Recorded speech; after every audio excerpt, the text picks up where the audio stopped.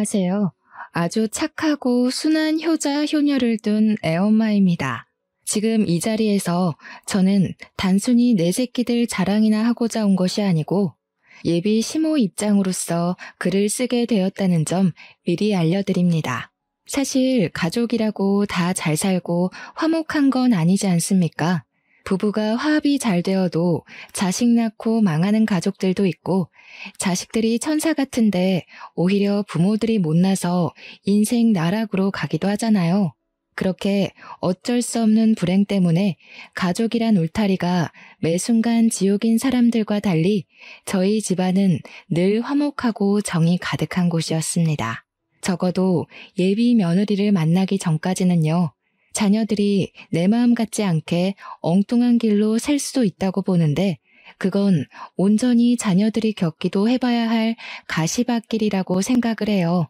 하지만 그 가시밭길 때문에 다른 가족원들에게 피해가 간다면 그건 잘못된 길이라고 판단하고 싶습니다. 제겐 겨우 얻은 예비 며느리가 있는데요.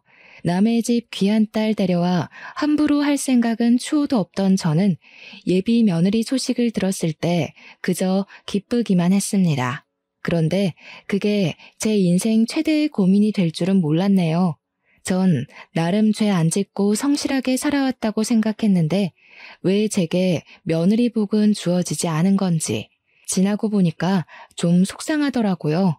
집에 새 식구 하나 들어올 뻔했다는 것만으로도 그저 효자이기만 하던 제 아들이 그렇게나 악의적으로 변할 수 있다는 건 제가 정말 지금 생각해도 아직 가슴 떨리고 무서운 일이에요. 저는 섬에 사는 사람인데요. 남편과 거제에서 살다가 사랑스러운 우리 연년생 자식들을 낳고 섬에 들어가게 되었습니다.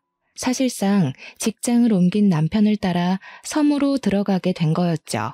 남편이 어장 일을 했기 때문에 거제에서 이를 친구 소개로 육지도라는 섬을 알게 되어 직장을 옮기게 된 거였습니다. 육지도에는 학교가 중학교까지밖에 없어요. 그래서 저는 중학생 때까지 육지에서 키우다가 고등학교 때부턴 객지로 보내 애들을 자취시켰습니다. 섬에서 좋은 것만 먹고 좋은 것만 보고 살았는지 우리 애들은 군말 없이 효자 효녀로 잘 자라주었어요. 사교육이 어려운 육지라는 지역에서 겨우 교회에 아는 지인 딸에게 과외비를 주고 수학을 배우게 한 것 말고는 따로 공부를 시킨 것도 없는데 고맙게도 애들이 알아서 성적 관리까지 잘 하더라고요. 육지 학교 안에서 1, 2등을 하는 성적이었지만 사실 객지 친구들과 직접 겨뤄보지 않은 성적이기에 저랑 남편은 애들 공부 실력에 관해 큰 기대는 안 했어요. 그런데 이 기특한 애들이 고등학교를 가도 전교 5등 안에서 노는 겁니다. 그때도 신기하기만 했는데 고3이 되고 수시 입시를 지원할 때 딸 담임 선생님한테 전화가 오고 다음 해에 아들 담임 선생님한테 전화 왔을 때 알았어요. 우리 애들이 정말 잘하는 애들이구나 하고요. 저희 집의 경우 특이하게도 딸이 의대의 길을 가니 아들도 누나를 따라 의대를 가게 된 경우거든요. 저랑 남편은 우리 자식들이 둘 다 의사의 꿈을 가졌었다는 걸 지금 생각해도 놀라운 점이라고 보고 있어요. 그렇다고 저랑 남편이 강요한 건 절대 없었습니다. 둘이서 알아서 착실하게 자기 살 길을 이룬 애들이 얼마나 자랑스러운지 몰라요. 애들 덕분에 졸지에 우리는 섬에서 자식 농사 잘한 집안으로 소문이 나기도 했었답니다. 동네 사람들이 우리더러 애들이 알아서 잘 커주니 참 걱정 없겠다며 많이 부러워했는데요. 사실 자식 둔 부모들은 다 알 거라고 생각해요. 내 자식 내가 눈 감기 전까지 걱정하고 마음 졸이는 게 부모 마음이지 않겠습니까? 그러니 무려 의사 자식을 둔 제게도 자식을 향한 고민은 끊임없이 있다는 겁니다. 저희 애들이 남부럽지 않을 만큼 참 잘 커주었는데 제 마음속 딱 하나 걸리는 문제가 있었어요. 애들 둘 다 나이가 30대 중반이에요. 그런데 아무도 결혼을 안 했고 할 생각도 없어 보인다는 게 저의 유일한 걱정이었습니다. 저랑 남편은 애들이 가족 꾸려서 오순도순 살길 바라거든요. 더 이상 우리 뒷바라지는 안 해줘도 되니까 이제 그만 자식들만의 가정을 이뤄서 행복한 미래를 꿈꾸는 모습을 보고 싶은 게 작은 소망이었습니다. 그런데 어떻게 된 게 둘은 똑같이 의사를 하더니 결혼에 관심이 없는 것마저 똑같을 수가 있는지 모르겠어요. 한 녀석이라도 가정을 만든다면 마음이 좀 놓이겠건만 애들은 영 직장일 말고는 관심이 없대요. 제가 한 번씩 애들한테 결혼 얘기를 슬쩍 언급하면 둘 다 하하 웃기만 할 뿐 전혀 이성을 만날 생각이 없어 보였습니다. 제 딸은 산부인과 의사이고 아들은 소아과 의사입니다. 그 말은 즉 가정 이룬 사람들을 빈번하게 만난다는 뜻이기도 하죠. 그렇게 예쁜 아기들을 보고 사이좋은 가족들을 보면서도 애들은 돌부처 마냥 그저 남의 일이라고만 생각하더라고요. 전혀 부럽지가 않대요. 남편은 애들 알아서 잘하니까 그냥 자기 인생 알아서 살게 내버려두라고 하길래 입은 다물고 있었어요. 그렇다고 해서 아예 마음이 놓이지는 않았죠. 그렇게 나이 1살, 2살 먹어가던 중이었어요. 차츰 애들 결혼에 대한 기대를 체념하고 지냈는데 얼마 뒤 제게 깜짝 놀랄 만한 소식이 들어와요. 바로 우리 아들이 결혼하고 싶은 여자가 있다고 고백을 한 것이었어요. 우리 애들이 워낙 효심이 깊어서 주말에 바쁜 시간을 쪼개 매번 섬에 들리는데 한날 저녁 식사를 하면서 예비 며느리가 있다고 말을 해줬습니다. 정말이니? 아이고, 어떤 사람이니? 우리 아들이 선택한 사람이라면 정말 착하긴 하겠구나. 너 아직 레지던트인가 그거라면서 한창 바쁠 텐데 어떻게 인연이 다 되었을까? 같은 일 하는 사람이니? 예비 며느리 소리를 듣는데 얼마나 기대가 되던지 저는 설레는 마음으로 아들에게 이런저런 질문을 했습니다. 아들은 어떤 대답도 못하고 그저 표정만 어둡게 하고 있었는데요. 이상하게도 분위기가 뭔가 말해주길 망설이는 눈치였어요. 아들이 입술을 뗄 때까지 제 속이 얼마나 타들어갔는지 모릅니다. 그리곤 조심스레 예비 며느리에 대해 말하는 아들의 발언에 저는 타들어간 심장을 움켜쥘 수밖에 없었어요. 1분 전까지만 해도 기뻐서 들떴던 제 기분은 금세 바닥을 치고 죽어버렸습니다. 그건 제 딸도 마찬가지였나 봅니다. 딸도 아들의 고백이 황당했는지 참지 못하고 먼저 소리를 빽 질렀어요. 미쳤냐? 미혼모? 야, 네가 뭐가 아쉬워서 애 딸린 여자를 만나? 세상에 많고 많은 여자들이 미혼인데 왜 하필 그런 여자를 만났어? 네가 뭐 하나 하자 했기를 한번 갔다 오기래. 심지어 나이는 또 얼마나 어려워. 그런 식으로 얘기하지 말지. 산부인과 의사라는 사람이 그러고 싶어? 쓸데없는 이유로 신우질 할 생각만 해봐. 나 그런 거 가만 안 놔둬. 아무리 누나라고 해도 내 와이프 될 사람이 먼저야. 듣자 하니 아들은 다름 아닌 애가 하나 있는 아가씨를 좋아하고 있었습니다. 아들 행동을 보면 이미 아들과 예비 며느리는 마음이 깊어진 사이처럼 보였어요. 딸의 만류에 아들이 처음 보여주는 모습으로 화를 내는데 그날 아들이 다른 사람인 줄 알았습니다. 남편은 착잡한 마음을 애써 감추면서 그저 아들의 입장을 이해하려 했지만 저랑 딸은 단번에 인정하기가 어려워서 절대 아들 결혼 허락 못한다고 주장을 했어요. 내가 분명 말했다.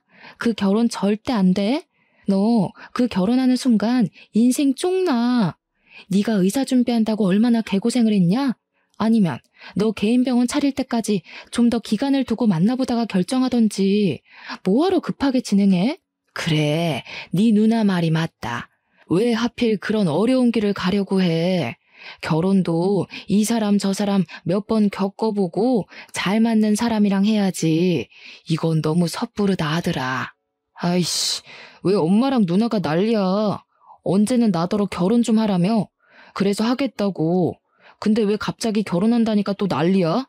내 결혼이야. 똑똑히 말하는데 이 결혼 막으면 나 다신 이 집 안 들어와. 다들 나랑 평생 연 끊고 싶으면 알아서들 해.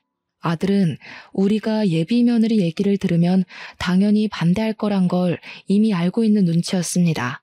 그러니까 처음부터 더 완강하게 자기 의견을 피력하며 우리가 찍소리도 못할 정도로 무섭게 몰아붙였겠죠. 아들의 횡포는 날이 갈수록 더해졌어요. 저랑 남편이 예비 며느리에 대해 슬쩍 한 소리 얹기만 하려고 해도 이빨을 드러내며 패륜적인 행동을 서슴지 않았습니다. 아들이 솔직히 때리지만 않았지 사실상 눈빛으로 저랑 남편의 목을 조른 거나 마찬가지인 태도를 보였어요. 속상했습니다. 내 아들에게 저런 면모가 있는 줄도 몰랐고 도대체 예비 며느리가 어떤 아가씨길래 우리 아들이 저렇게까지 푹 빠졌나 한편으론 궁금하기도 했어요. 그래서 한날 정말 용기 내어 아들에게 전화를 걸었습니다. 아들이 제 전화를 무시하지 않은 것만으로도 당시에는 감사해야 될 지경까지 간 상태였습니다. 그럼에도 아들의 전화 받은 목소리에는 저항기가 많이 있더군요. 저는 최대한 아들 심기를 안 건드리면서 예비 며느리가 어떤 사람인지 좀 들려달라고 했습니다. 제가 결혼을 허락하겠다고 하니까 그제야 아들이 술술 얘기해 주더라고요. 알고 보니 예비 며느리는 우리 아들과 같이 육지에서 자란 친구였고 중학교 동창이라고 합니다. 지난번 섬에 들어왔다가 아들이랑 예비 며느리가 우연히 마주쳤는데 그날 인연으로 반가워서 연락처를 주고받았고 섬 밖에서 몇 번 만났다가 사이가 깊어졌다고 했어요. 그랬구나. 엄마는 아들 동창이라고 해도 워낙 까마득해서 어떤 친구였는지 기억은 잘 안 나네. 뭐 네가 어련히 잘 봤겠지. 그래도 정말 각오 많이 해야 될 거야. 남애 키우는 게 쉬운 일이 아니잖니. 엄마, 나 소아과 의사야. 내가 그런 것도 생각 못 해봤겠어? 내가 남의 애를 다뤄도 수백 명을 다뤄. 애가 아직 어려서 내 자식처럼 키울 수 있을 것 같아. 그러니까 엄마도 응원 좀 해줬으면 좋겠어. 아들의 완고한 고집에 결국 저랑 남편은 아들의 앞날을 응원하기로 결정했습니다. 자식 이기는 부모 없다는 말은 괜한 말이 아니더라고요. 자식을 정말로 많이 사랑한다면 끝내 자식에게 백기를 들 수밖에 없도록 만들어진 게 부모의 존재이지 않습니까? 우리가 결혼을 허락하는 덕에 아들은 성질을 많이 죽였어요. 처음만큼은 아니지만 저희에게 예비 며느리를 소개해 주려고까지 했습니다. 꽤 경계를 푼 것이겠죠. 아들이 제대로 날짜를 잡아서 예비 며느리를 섬집으로 데려오기로 했어요. 그러면서 저한테 부탁하는 것이 하나 있었는데 좀 당황스럽더라고요. 그래도 엄연히 결혼 인사니까 저는 딸까지 있는 주말에 하면 좋겠다고 생각했는데 아들이 딸한테는 알리지 말라고 부탁을 하더라고요. 왜 그러냐고 물어봤더니 아들의 대답은 제게 생각지도 못한 충격을 안겨주었습니다. 옛날에 학교 다닐 때 누나가 혜영이 좀 괴롭히고 그랬대. 혜영이가 우리 누나 무섭다고 최대한 안 보고 싶다네. 그 얘기 듣는데 진짜 내가 다 쪽팔려서. 그래도 내가 한때 누나 존경했었거든? 이젠 누나란 사람이 제일 최악이야. 늘 목표를 이루고 사는 누나가 멋있다며 누나의 발자취를 따르던 게 우리 아들 마음이었습니다. 그랬던 아들이 예비 며느리란 존재가 나타나면서 낯선 사람이 되어가는 게 보였어요. 어쨌든 저도 학창시절 딸의 행적은 몰랐던 사실이었습니다. 우리 딸이 학교 생활을 착실히 하고 있다고만 생각했거든요. 그런데 제가 모르는 사이 그런 엄청난 일을 저질렀을 줄은 상상도 못했어요. 얼굴 못 본 예비 며느리에게 미안했고 딸에게 상황 설명이라도 듣고 싶었습니다. 하지만 당장은 결혼 인사가 먼저라고 생각해서 일단 아들 부탁대로 딸에겐 예비 며느리 만난다는 사실을 비밀로 했어요. 그리고 며칠 뒤 아들이 연차를 내고 평일 시간에 맞춰서 예비 며느리를 데려왔습니다. 예비 며느리의 첫인상은 참 얌전하고 조용해 보였어요. 참한 것이 아니라 뭐랄까 나쁘게 말하면 좀 사람이 음침해 보인달까? 나름 어른 집에 온다고 신경 써서 머리를 묶었는데도 잔머리를 정리 안 해서 그런지 지저분해 보였고 피부가 하얀 편인데 다크서클이 있어서 어딘가 우울하고 기운 빠져 보이는 상이었어요. 인상이라도 좋으면 어떻게든 예비 며느리를 고운 눈으로 봐주려고 했는데 들어와서도 저랑 남편의 눈을 똑바로 못 쳐다보고 죄인처럼 바닥만 보고 있는 예비 며느리가 예뻐 보이진 않았습니다. 게다가 아들이랑 둘이 같이 들어오는데 아들 품에 예비 며느리 애로 보이는 아기가 안겨 있더라고요. 남의 자식을 안고 있는 아들의 모습을 상상은 했었지만 막상 직접 보니 또 한 번 심장이 철렁하는 거 아니겠습니까? 예비 며느리가 어떤 사람인지를 떠나서 고생길이 뻔히 보이는 저런 여자의 짝을 우리 아들이 자처해서 따라붙었잖아요. 엄마로서 제 아들이 남의 자식 때문에 고생할 생각을 하니까 도무지 마음이 안 좋더라고요. 고개를 왜 그렇게 숙이고 있나. 이렇게 힘든 결혼 마음먹었으면 더 떳떳하고 당당하게 스스로를 어필해야지요. 그래야 우리가 아가씨 힘든 사정 어떻게든 이해해보고 어울리지 않겠어요? 그래서 아가씨는 부모님 있어요? 삼촌이 하나 있는데 요양병원에 계셔. 너무 몰아붙이지 마. 혜영이가 이렇게 기죽을 수밖에 없는 건 어쩔 수 없는 사회적 낙인 같은 거야. 그냥 내가 옆에서 혜영이 자존감 일으킬 수 있게 도와주면 돼. 제가 보기엔 예비 며느리한테서 여자로서의 매력도 전혀 없는 것 같은데 대체 우리 아들이 뭘 보고 끔뻑 넘어갔는지 모르겠더군요. 예비 며느리는 제가 묻는 말에 대답도 안 하고 움찔거리기만 하더니 답이란 답은 우리 아들이 대신해서 예비 며느리를 대변해주고 있는데 그 꼴이 아주 황당했습니다. 남편은 이미 예비 며느리에 대한 기대를 놓은 것 같았어요. 제가 남편한테 뭐 묻고 싶은 거 있냐고 눈짓을 주면 남편은 고개만 젓더군요. 예비 며느리에게 궁금한 것도 없고 해줄 말도 없을 만큼 단념한 것이겠죠. 남편 마음이 읽히고 나니 저 또한 속상한 감정을 참지 못하겠는 겁니다. 게다가 직접 제 눈으로 예비 며느리의 꼴이 생각보다 더 말이 아니라는 걸 확인하고 나니까 우리 아들을 한 번만 더 붙잡고 싶었어요. 우리 아들이 의사인 건 알죠? 둘이 서로 좋아서 결혼까지 마음먹었다는 건 알겠는데 솔직히 내 아들이 손해보는 장사는 맞잖아요. 적어도 경제력까지 우리 아들한테 기대려는 거면 내가 좀 힘들 것 같아서요. 아가씨는 우리 아들한테 뭘 해줄 수 있어요? 집을 우리 쪽에서 해줄 테니 혼수를 그쪽에서 해결할래요? 그래선 안 됐었는데 저는 일부러 예비 며느리가 제 말을 듣고 도망치길 바래서 좀 쓴소리를 해버렸습니다. 저라고 아이 혼자 키우는 미혼모에게 이런 상처되는 말 하고 싶었겠습니까? 예비 며느리도 돌아가신 사돈들의 귀한 자식일 텐데 저도 남의 자식한테 가슴 아픈 소리 하고 싶지 않았어요. 그래도 팔은 안으로 굽는다고 제 아들만 생각을 해야 했고 제 아들이 무엇보다 평범하게 살길 바랬을 뿐입니다.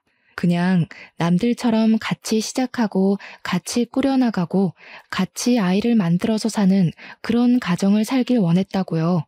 이렇게 소박한 삶이 이토록 어려운 소망인지 꿈에도 몰랐네요. 예비 며느리는 제 말을 듣고도 아무 말 없이 고개만 푹 숙이고 있었습니다. 방금 발언들은 제가 아들의 동의 없이 저지른 일이라서 아들의 성화가 뒤따를 거란 각오는 했어요. 그런데 그게 천륜 얘기가 오갈 정도로 심각한 사항을 불러일으킬지는 차마 예측을 못했습니다. 내가 이 집에 퍼다 부어준 돈이 얼만데 엄마가 뭔데 내 사람한테 그딴 식으로 짓거려? 앞으로 나 보고 살 생각하지 마. 나 이제 이 집 자식 아니야. 두 분은 똑똑히 기억하세요. 천륜이 끊어진 건 명백히 두 분 탓이니까 평생 기억하고 괴로워했으면 싶네요. 아들은 그대로 예비 며느리를 데리고서 밖으로 나갔습니다.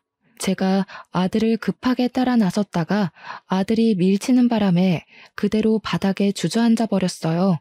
남편은 저를 쫓아와 부축하면서 이제 그만 아들 인생은 신경 쓰지 말자고 아들이 저리 매몰차게 얘기를 했어도 말뿐일 거라며 저를 위로했습니다. 그러면서도 남편 또한 아들의 돌변한 모습에 한숨만 쉬더군요. 저는 닭똥 같은 눈물을 흘리면서 남편 품에 안겨 서름을 토로했어요. 순하기만 한 아들이 저렇게 변한 게 서럽고 어디서부터 왜 이렇게 어긋나는지를 도통 몰라서 답답함에 눈물만 나왔어요. 한 번도 말썽 피운 적 없는 아들이었는데 아들 모습이 적응되지 않아 하루하루가 괴로웠습니다. 저는 끝내 이 사실을 딸한테 알리기로 했어요. 한동안은 아들 생각에 끙끙 앓느라 딸 생각은 전혀 못하고 있었는데 딸한테서 안부 문자가 오는 덕에 딸에게 하소연하기로 마음을 먹었던 겁니다. 딸한테 전화를 했더니 딸이 바로 저의 울적한 목소리를 알아채더군요. 그래서 그간 있었던 사정을 모조리 말해주었는데 딸이 예비 며느리를 상대로 쌍욕을 하면서 어이없어 하더라고요. 그리곤 곧 제게 자기 학창시절 때 있었던 예비 며느리의 실체를 말해주었는데요. 와, 진짜로 걔가 걔래? 완전 어이없다. 걔 도벽 있었어. 학교에서 얼마나 유명했는데. 내가 엄마한테 한 번 말한 적 있을 텐데. 걔가 여자애들 생리대며 화장품이며 얼마나 훔쳐갔는지 알아? 여선생님 안경까지 훔쳐서는 그 선생님 바로 다음 해에 나가버렸잖아. 그년 설마 내 동생이 의사인 거 알고 일부러 들러붙은 거 아니야? 딸의 말을 듣고 좀 놀랐습니다. 분명 예비 며느리가 우리 딸한테 괴롭힘을 당했다고만 들었는데 딸의 얘기를 들어보니 예비 며느리는 스스로 왕따를 자처했던 거였어요. 그걸로 모자라 오히려 자기의 왕따 처지를 잘도 이용했는데 일부러 교실에 혼자 있는 시간 많이 만들고는 혼자 남았을 때 절도를 여러 번 저지른 것 같았습니다. 심지어 제 딸 물건까지 훔쳤다가 딸이 예비 며느리 머리채를 뜯고 싸운 적 있었다네요. 그 사건은 제가 기억이 나더라고요. 제가 그 일로 딸 때문에 학교 가서 선생님을 만난 적이 있거든요. 당시 그 학생은 우리 딸 머리핀을 들고서 자기 거라고 뻔뻔하게 우기고 있는 상태였습니다. 제가 그냥 그 학생한테 새 머리핀을 살 수 있는 용돈을 주면서 상황이 무마되었던 걸로 기억해요. 그런데 그때 그 억측스러운 학생이 제 예비 며느리라는 게 너무 충격이었어요. 물론 도벽이란 거 과거일 뿐이고 철없는 시절 저질렀던 실수였을 수도 있죠. 하지만 그건 남의 일일 때나 너그럽게 이해해 줄 수 있는 거고요. 제 아들 배우자로 과거 도벽 이력이 있는 여자가 들어선다는 게 또 용납할 수가 없는 겁니다. 그래서 이 사실을 아들한테 알려주려고 잘할 줄 모르는 문자까지 이웃집 자식한테 배워서 장문의 글을 전송했습니다.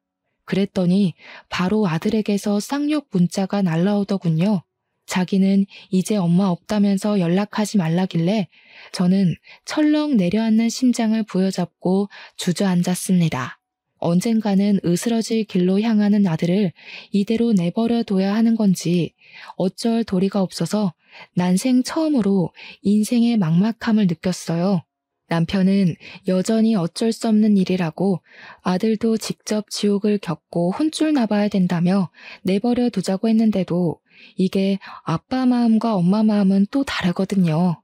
남편은 자기 자식을 강하고 따끔하게 혼내서 올바른 길로 인도하고 싶겠지만 엄마인 저는 내 자식이 최대한 나쁜 길은 피해가도록 알려주고 싶은 마음이 컸어요. 그렇게 며칠간 소가리를 한 끝에 저는 결국 남편에게 한 가지 부탁을 했습니다. 바로 아들 있는 객지로 좀 나갔다 오자는 마지막 몸부림이었죠. 남편도 아들 내버려 두라면서 신경 안 쓰는 척해도 속은 그게 아닌가 보더라고요. 아들 인생이 나락으로 가고 있는 게 뻔히 보이니까 마음에 걸렸는지 제 제안을 흔쾌히 수긍했습니다. 저는 아들이 아닌 딸한테 물어 아들 자취방 주소를 얻었어요. 당시 아들이 제 연락을 일절 무시했거든요. 딸은 처음엔 저희가 아들 집에 찾아가는 걸 말렸습니다. 아들이 지금 눈깔 돌아서 부모도 모른다고 이대로 갑자기 찾아가면 무슨 폐륜을 저지를지 모른다는 얘기였어요. 하지만 저는 그 정도는 감당할 수 있다는 생각으로 아들 집을 찾아간 겁니다. 이대로 일이 잘못되면 영영 우리 아들을 보고 살 수 없을지도 모를 것이고 결국 돌아올 수 없는 강을 건넌 아들의 밑바닥까지 확인하는 꼴만 되겠죠. 최악의 최악까지 예측을 했고 마음을 계속 다스렸습니다. 아들이 저희를 영원히 안 보고 살지언정 저는 아들에게 마지막 경고를 때려야 될 것 같았어요. 딸도 할 일 마치고 아들 집으로 바로 출발하겠다고 하더라고요. 저는 이번에 진짜 마지막으로 아들을 붙잡아 보고 정말 안 되면 아들을 놓아주기로 결단 내리며 아들이 지내고 있는 부산 집을 찾아갔습니다. 문전박대 당할 각오를 하고 초인종을 눌렀더니 안에서 갑자기 쿵쾅대며 난리가 났더라고요. 한참이나 별다른 기척 없다가 뒤늦게 문이 확 열렸는데 우리 아들 집에서 나온 사람은 아들이 아닌 예비 며느리였습니다. 예비 며느리도 문 열기 전 인터폰으로 저를 확인 안 하고 문을 연 건지 깜짝 놀라더라고요. 놀란 건 저도 마찬가지였어요. 당연히 제 아들이 내다볼 줄 알았거든요. 어머님이 여긴 어쩐 일이세요? 오시는 거면 연락을 하셨어야죠. 오빠한테 연락하고 오신 거예요? 아닌데. 오늘 아침까지도 오빠한테서 별말 없었는데. 아들이 연락을 안 받으니 할 말이 있어도 할 수가 있어야죠. 그런데 아침이라니? 설마 둘이서 동거하는 건 아니죠? 예비 며느리는 그저 제 질문보다는 다른 곳에 신경을 두고 있는 듯 했습니다. 제 질문에 옳게 대답 못하고 동문서답하는 걸 보니 어딘가 모르게 뒤 구린 징조가 느껴졌어요. 게다가 며느리의 편한 옷차림을 보니까 동거를 하고 있는 사실이 맞는 것 같더라고요.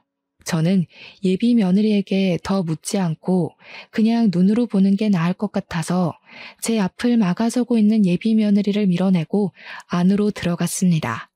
그리고 저는 거실에서 걸음을 세울 수밖에 없었죠. 예비 며느리가 왜 그렇게 정신 딴 데 팔린 사람처럼 행동했는지 그 이유가 눈앞에 서 있었기 때문이었어요. 들어갔더니 있어야 될 우리 아들은 없고 웬 백팩을 맨 아저씨가 하나 서 있더라고요. 저랑 남편이 예비 며느리한테 누구냐고 의심의 눈초리로 물었더니 예비 며느리가 당황하면서 삼촌이라고 하는 겁니다. 삼촌은 요양병원에 계신다고 하지 않았니? 왜 주인도 없는 집에 객식구가 들어와서 주인 행세를 하고 있는 건지 모르겠네. 아들도 아는 사실이야? 그럼요. 제가 오빠 허락도 안 받고 아무나 드렸을까 봐요. 그리고 저희 삼촌 크게 몸 안 좋은 거 아니라서 외출도 가능해요. 삼촌, 이제 그만 가봐. 나는 어머님 아버님 모셔야 돼서. 예비 며느리는 성급하게 그 아저씨를 쫓아내려고 했습니다. 저희가 예비 며느리의 적극적인 태도를 그날 처음 봤거든요. 당연히 말도 잘 못하고 사회성도 부족해 보였는데 그날 다시 만난 예비 며느리를 보니 과거에 제 딸과 머리채를 뜯고 싸웠다는 학생과 겹쳐 보이더라고요. 그 아저씨는 우리에게 슬쩍 인사만 하고 후다닥 신발장으로 뛰어갔어요. 그때 아저씨가 가방 지퍼를 덜 잠갔는지 가방 안에서 뭔가가 떨어졌는데요. 아무리 눈 씻고 봐도 우리 아들 시계랑 똑같은 거 아니겠어요? 저 시계는 아들이 의사 면허 땄을 때 제 남편이 고생했다고 사줬던 명품 시계였습니다. 우리 아들 거랑 똑같은 게 맞나 확인하려고 그걸 주우려 했는데 그 순간 아저씨가 냅다 주워서는 집 밖으로 뛰쳐나갔어요. 그 사이에서 예비 며느리는 어쩔 줄 모르고 서 있더군요. 도대체 이게 뭔가 싶은 순간 지난번 딸이 말해줬던 예비 며느리의 도벽증 얘기가 떠올랐습니다. 아가씨, 설마 내 아들 물건 훔쳤어요? 저 사람 삼촌 되시는 분 아니죠? 저렇게 팔팔한 아저씨를 어느 요양병원에서 받아준답니까? 저 사람 누구예요? 설마 같이 내 아들 집 털어먹으려고 부른 사람이에요? 무슨 그런 소리를 하세요. 제가 아무리 마음에 안 드신다고 해도 그런 말은 실례죠. 제가 여기서 오빠랑 동거하고 있는 게 마음에 또 걸리시나 본데 전 그냥 오빠가 들어와서 살라고 해서 들어온 것뿐이라고요. 탓하려면 어머님 아들을 탓하세요. 세상에나 기가 막혀서 말도 이렇게나 잘하는데 그날 인사 와서는 왜 그렇게 지질이 궁상을 떨었는지 모르겠네. 잘 생각해요, 아가씨. 내가 마지막으로 베푸는 잡이야. 여기서 똑바로 고백하는 게 좋을걸? 개망신 꼴 겪고 나서 입 털고 싶은 게 아니라면 어머님, 진짜 너무하세요. 돈 없고 애 덜렁 있으면 이렇게 무시해도 되는 거예요? 저 이래봬도 열심히 살았어요. 그런데 사람들이 다 어머님처럼 저를 색안경 끼고 보는데 어쩌라고요? 저처럼 미혼모들은 새로운 사람 만나서 미래도 꿈꾸면 안 되는 거예요? 어머님도 어쩔 수 없는 악독 시어머니신 거냐고요. 목청 한번 크다. 나는 또 네가 말도 못하는 벙어리인 줄 알고 얼마나 속에 불이 났었는지 아니? 지금 보니까 얘가 미혼모를 아주 권리처럼 이용하네? 옛날에도 왕따 자처해서 도벽을 습관처럼 일삼았다고 들었는데 그 버릇을 이렇게 응용시켰니? 미혼모면 너처럼 시엠이 될 사람 앞에서 목소리 높이고 눈깔 부릅떠도 된다는 거냐? 어디서 쌍심지를 켜고 어른을 똑바로 노려봐. 저도 모르게 예비 며느리의 상실된 인간성을 보곤 계속 쌓여있던 스트레스가 폭발해버렸는데요. 남편이 급하게 저를 자중시켜줬지만 예비 며느리는 이때다 싶었는지 울기 시작하더라고요. 그것에 남편은 당황했고 저는 어처구니가 없어서 고개를 돌려버렸습니다. 그리곤 바로 집안을 샅샅이 뒤졌어요. 아무래도 아까 뛰쳐나갔던 아저씨 백팩이 수상했거든요. 우리 아들이랑 똑같은 시계가 나온 걸론 확신 갖기가 일러서 제 눈으로 다른 증거를 확인하려 했습니다. 그러자 예비 며느리가 언제 울었냐는 듯 바로 저를 뒤쫓아오더라고요. 제가 아들 방에 들어가려니까 제 팔을 억세게 잡아당기면서 그 앞을 막는 거 아니겠습니까? 훔친 거 아니라고요. 아까 그 시계 때문에 이래요? 그 시계가 세상에 하나밖에 없는 것도 아니잖아요. 저희 삼촌도 그런 시계 있다고요. 별 가짜는 걸로 오빠랑 저 떼어놓을 생각 마세요. 저 절대 오빠 옆에서 안 떨어질 거예요. 볼수록 가관이구나. 그래, 네가 이렇게 나와준다면 나야 고맙지. 그렇게 떳떳하고 결백하면 뭐가 두려워서 내 앞을 막고 있는 거니? 이참에 내가 네 앞에 고개 숙이고 사과하도록 만들어봐. 저는 남편에게 예비 며느리를 붙잡고 있어주길 부탁하고서 아들 방문을 열고 들어갔습니다. 겨우 두 발 내디뎠는데 저는 바로 제자리에 설 수밖에 없었습니다. 방이 아주 아수라장이 되어 있더라고요. 그 난리통 속에 아기가 혼자 침대 위에 덩그러니 누워 있었고 아기 주변으로는 제 아들 것으로 보이는 옷가지랑 액세서리에 속옷까지 널브러져 있었어요. 마치 다 펼쳐놓고 골라서 빼놓은 것처럼 헤집어져 있기도 했습니다. 오빠 방 정리 중이었다고요. 저 원래 방 청소 이런 식으로 해요. 그렇게 못 믿겠으면 오빠한테 전화해서 확인해보라고 하든지요. 누가 뭘 했니? 그래, 너 말 잘했다. 이참에 아들까지 불러서 삼자대면 하자꾸나. 수상한 게 한둘이 아닌데 내가 네 말을 어떻게 믿겠어? 저는 바로 아들한테 문자로 호출을 했습니다. 평소 제 문자도 씹던 아들은 그 연락만큼은 무시를 못하겠는지 급하게 반차를 내고 집에 도착했어요. 아들이 엉망으로 되어 있는 집안 꼬락서니를 보고는 제가 예비 며느리한테 해코지라도 한 줄 알더라고요. 아들을 불러낸 건 저였는데 정작 아들은 저한테 화나서 소리를 냅다 질렀습니다. 누가 당신 아들이야? 내가 더 이상 당신 아들 아니라고 했지? 혜영이 없으면 내 인생도 없는 거라고. 대체 몇 번을 말해줘야 알아쳐먹을 거야? 이 집 당신들이 해준 거라서 생식이라도 내고 싶었어? 어차피 명의가 내 거라서 내 집이라고 우기면 그만이야. 당장 내 집에서 나가. 아들이 미친 사람처럼 저한테 달려들어 목청을 높였는데 눈가에 불끈 힘이 들어간 아들의 눈빛에 저는 그만 겁을 먹고 말았습니다. 심장이 강하게 조여오면서 숨을 쉬는 게 어려워졌죠. 그러자 남편이 나섰는데 남편은 생전 자식들한테 손찌검은 안 하는 사람이거든요. 그런데 그날 처음으로 아들 뺨을 날렸어요. 한 대로 부족해 두 대까지 날린 후 마지막엔 아들의 가슴팍을 강하게 밀쳐 중심을 넘겨뜨렸습니다. 이 모저리 같은 놈, 내가 너를 이따위로밖에 못 키운 게 죄지. 어디다 대고 엄마한테 큰 소리야? 그렇게 여자가 좋으면 이 집 갖고 영영 사라져버려. 내가 너 당장 호적에서 파버릴 거야. 이 불효 새끼 같으니라고. 아들도 평생 부모한테 맞은 적이 없었다 보니 자기 아빠한테 맞은 게 나름 충격이었나 봅니다. 그리고 제 남편은 웬만해서 애들 삶에 크게 간섭질하는 부모가 아니었거든요. 어떻게든 애들 선택을 존중해 주려고 한없이 이해를 하는 사람이란 말이죠. 그런 아빠가 자기에게 손을 올렸으니 아들 되는 입장에서 얼마나 놀랐겠습니까? 저도 놀랐는걸요. 근데 우리가 아들 눈이 돌아도 단단히 돌아 있었던 걸 몰랐어요. 남편의 손찌검이 아들의 반항기를 더 끌어올린 셈만 돼버렸습니다. 벌떡 일어난 아들이 남편에게 무섭게 돌진해서 남편의 멱살을 잡았는데요. 한 대 칠 기세로 주먹까지 올리길래 제가 급하게 아들 팔을 붙잡으며 말렸습니다. 당연히 남자 두 사람을 제 힘으로 감당하기가 벅차잖아요. 그래서 급한 불부터 끄기 위해 예비 며느리에게 도움을 청했거든요. 그런데 그때 제가 못 볼 꼴을 보고 말았지 뭡니까?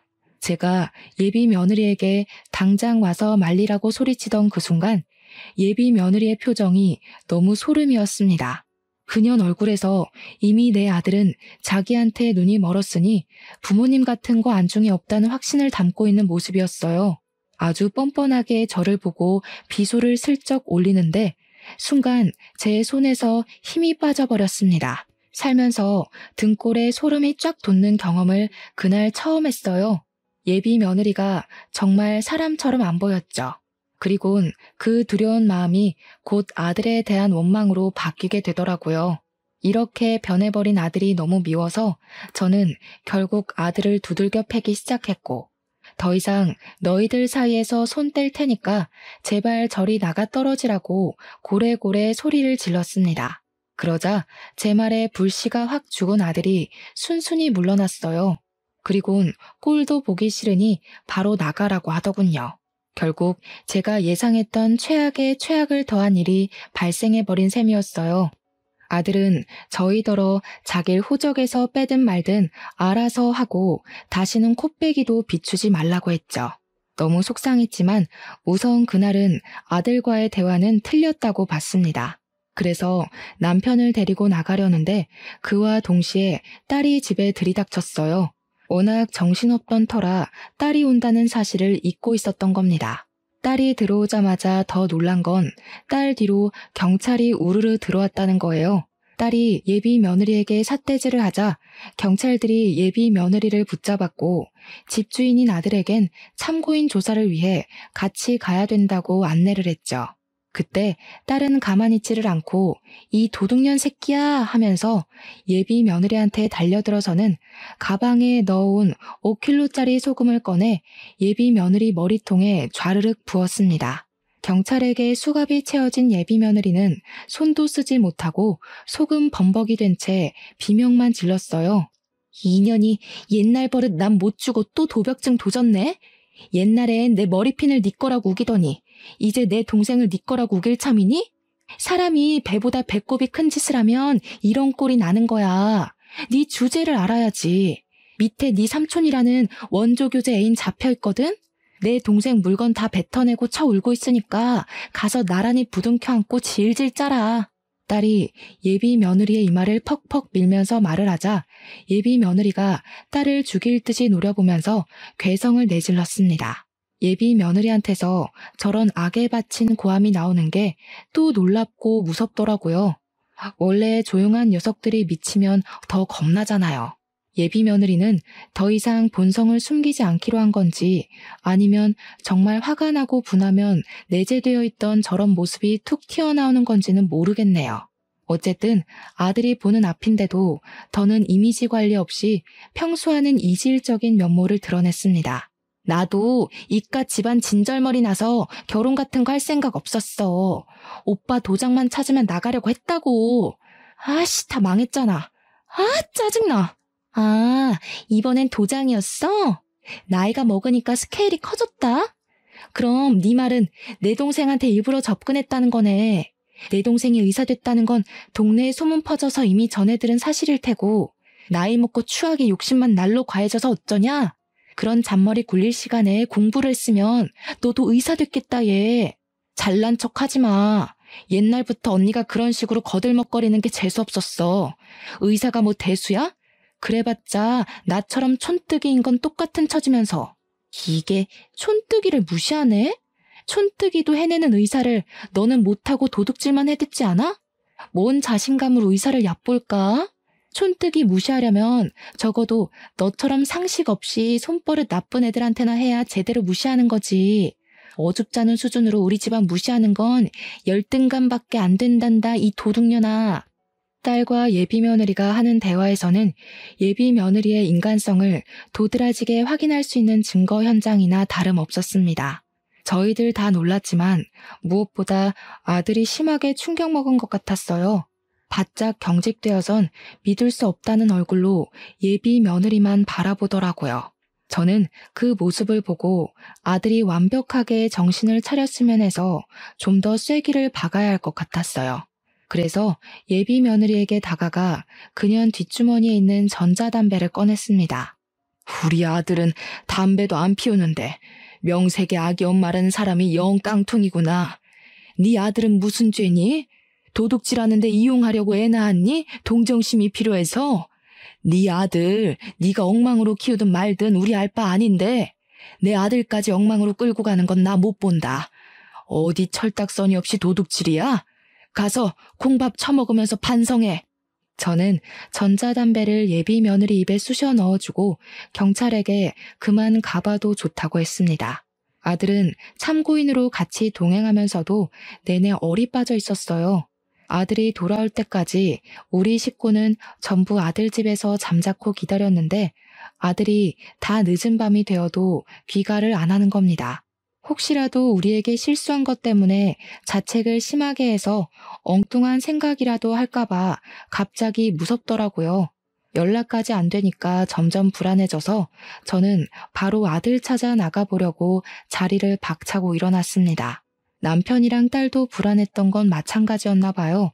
다들 군말 않고 집을 나서려고 했습니다.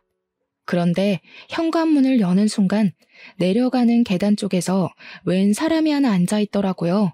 네, 제 아들이었습니다. 잠깐이나마 불안했던 마음을 쓸어내리면서 저는 급하게 어두운 곳에 홀로 있는 아들에게 향했어요. 아들은 울고 있었습니다. 죄송해요. 제가 용서받지 못할 짓을 저질렀어요. 아무리 돈에 미쳐도 엄마 아빠한테 그러면 안 되는 거였는데. 나 버려도 엄마 아빠 탓 안 할게. 이게 무슨 소리인가 하니 아들이 말하길 예비 며느리에게 끔뻑 넘어갔던 이유가 요양병원에 있다는 삼촌이 자기 개원하는 데 투자를 해준다고 해서 혹했다고 하는 겁니다. 그런데 경찰서에서 조사를 하다가 알아낸 건데 이미 삼촌이란 존재는 돌아가시고 없었대요. 그러니까 결국은 제 아들을 깨어내기 위한 예비 며느리의 큰 그림이었던 거죠. 예비 며느리는 함께했던 원조교제 아저씨랑 나란히 절도죄 형량을 받고 구속 처리가 되었습니다. 모든 게 처리된 이후 아들은 우리에게 진심으로 사죄하고 고개를 숙였어요. 저희 식구는 아들의 잘잘못은 정확히 따져주었고 용서는 그 뒤에 받아주었습니다. 앞으로 미안한 만큼 가족한테 잘하면 되는 거라고 버리네 마네 소리 같은 건 하지 말라고 말이죠. 그날 이후 아들에게선 큰 변화가 찾아왔어요. 가족에게 둘도 없는 효자 아들로 돌아와 준 건 다행이었지만 아들이 여자를 무서워하게 된 겁니다. 예비 며느리의 일을 평생 반성하면서 비혼주의를 선언해버리고 말았어요. 저희는 그저 아들에게 앞으로 결혼할 배우자에 대해 조심하라고 했지 결혼하지 말라는 게 아니었거든요. 아무래도 아들에겐 이번 일이 꽤나 큰 트라우마로 남을 것 같습니다. 아들이 아무 생각 없이 일만 하고 싶다네요. 세월이 우리 아들의 마음을 치료해 줄 거라고 믿는 것밖엔 따로 수쓸 방법은 없을 것 같아요. 정말 별난 예비 며느리 한번 겪고 나니까 괜히 저도 애들한테 결혼을 부추긴 행동을 조금 자중하게 되었어요. 사실 결혼이 인생의 전부가 아닌데 제가 너무 결혼에 큰 의의를 두고 있었던 듯 싶습니다. 결혼은 해도 되고 말면 말고의 풍습뿐이잖아요. 앞으로는 우리 가족끼리 있을 수 있는 이 귀한 시간에 감사하면서 하루하루를 의미 있게 보내려 합니다. 제가 바라는 건 자녀들이 저의 곁을 결혼해서 떠나는 게 아니라 저의 곁에서 즐거운 웃음 많이 보여주며 시간을 보내는 것이란 걸 이제야 깨달았네요. 새 식구도 좋지만 다들 저와 다르게 본래 내 혈육을 아끼고 존중하는 분들이 되셨으면 해요. 제 사연은 여기까지입니다. 긴 글 들어주셔서 너무 감사드려요. 항상 행복한 날 되셔요.